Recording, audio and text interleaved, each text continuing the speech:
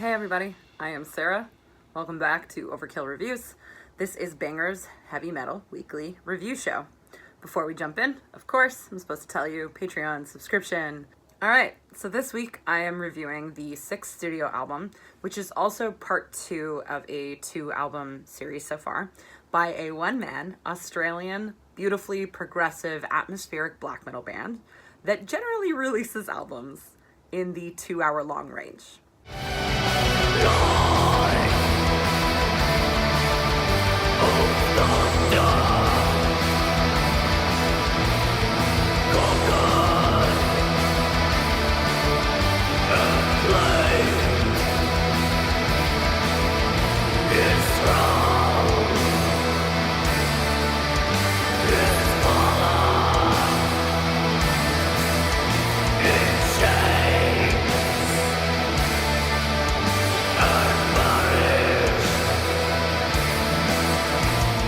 I told you it was beautiful. That was a snippet from the new Midnight Odyssey album. It's called Biolume Part 2, The Golden Orb, and it's out March 19th via the deliciously weird and progressive Voidhanger Records.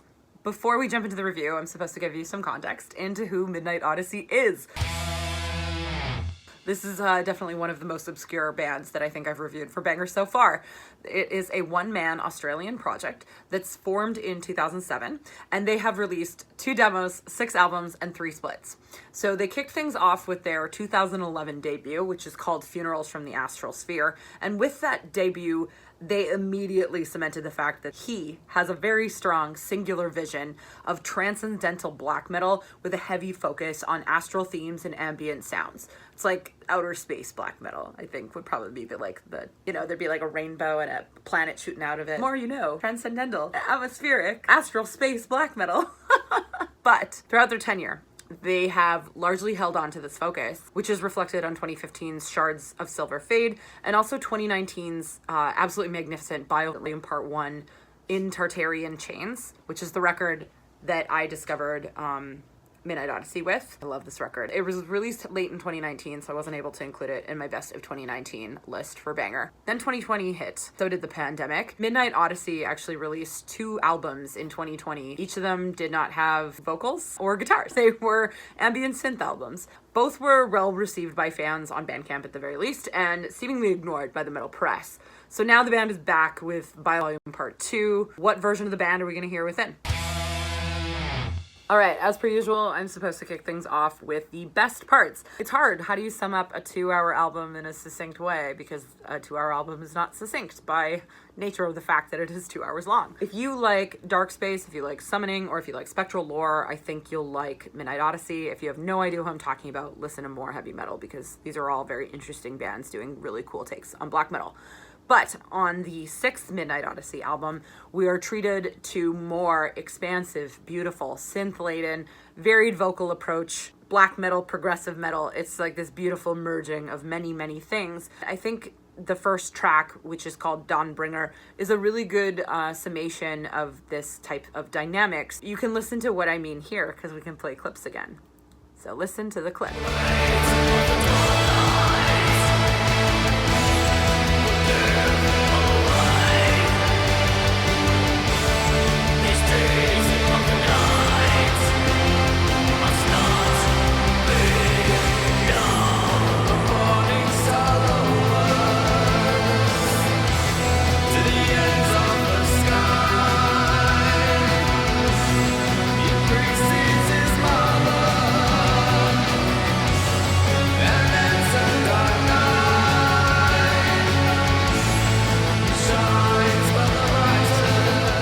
So from that clip, I think that you can hear the duality of Midnight Odyssey, and it's a common duality in life that I don't think gets used enough within heavy metal. It's the duality of quiet loud, of pretty ugly. It's dynamic, it's dark, it's crushing, it's sad.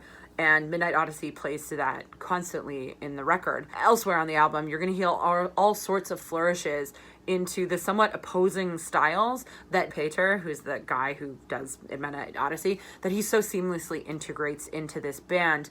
The opening of the Saffron Flame, which is the second song on the album, it's several minutes of synth, and then it's eventually joined by a delayed backing chorus, which makes it sound very angelic and church-like and hymn-like, but then it becomes expansive and huge heavy metal. And then there's another track called The Golden Orb, where there's an actual church hymn backing on the vocals, which are then joined by this like lengthy billowing solo that just like floats and skips above the remainder of the instrumentation in this very hypnotic way. It's here in the album that I came to really appreciate the juxtaposition of Peter's clean vocals in the choruses, where he sounds kind of flat and a little bit monotonistic, but when it's joined by everything else, like it's very perfectly suited to Midnight Odyssey. So we're gonna play a little clip from The Golden Orb so you can understand what I mean.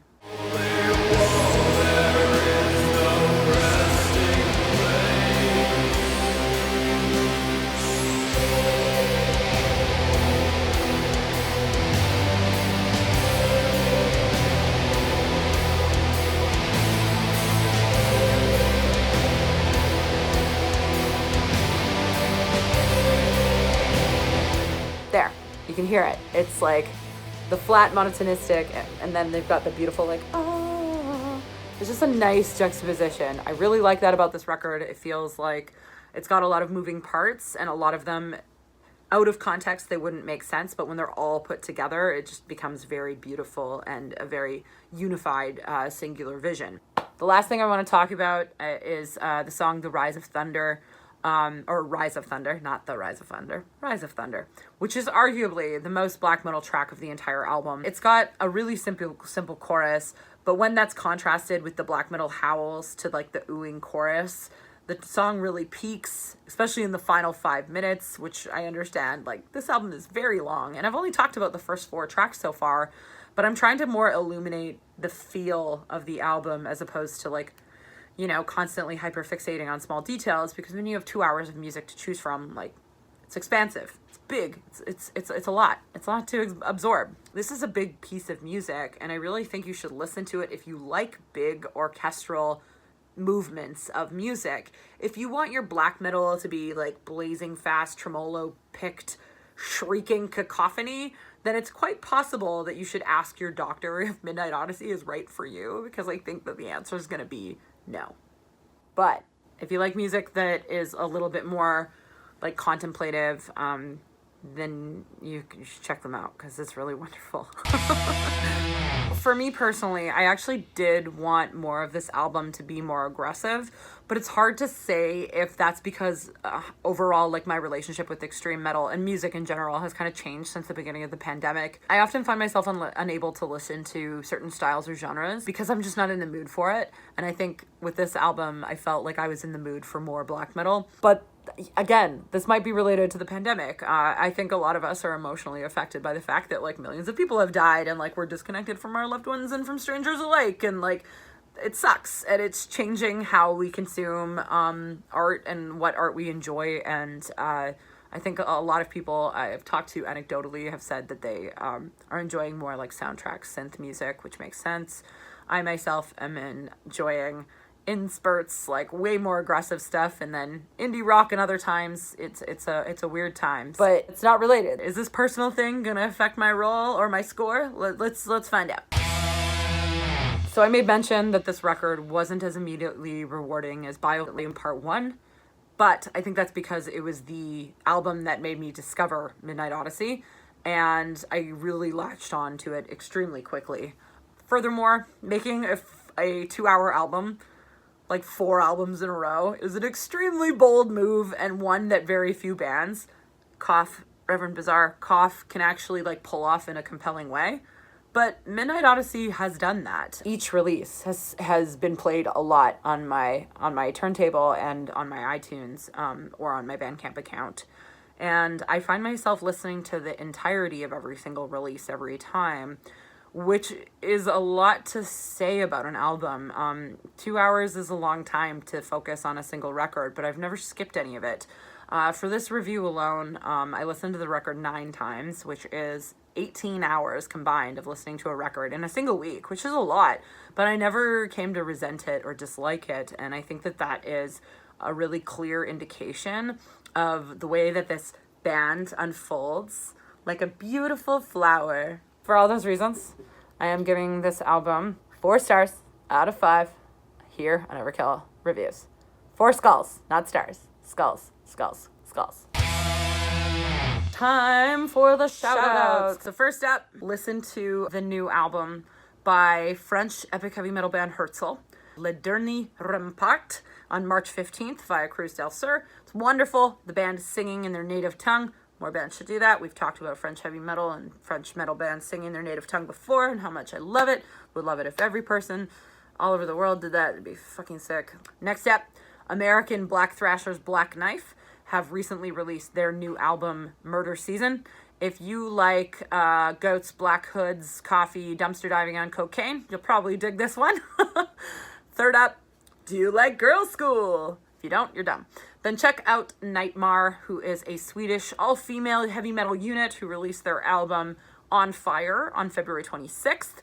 That one is available on Bandcamp, and it's awesome. Pony Metal Forever. I like this as a slogan for a band. Fourth and finally is the magnificent new album by German/British epic doomsters Thronehammer. They have a new record. It's called Incantation. It's out now, and it's available on Bandcamp. Definitely pick it up. Also 2 hours. And also worthy of the 2-hour time. All right, bye.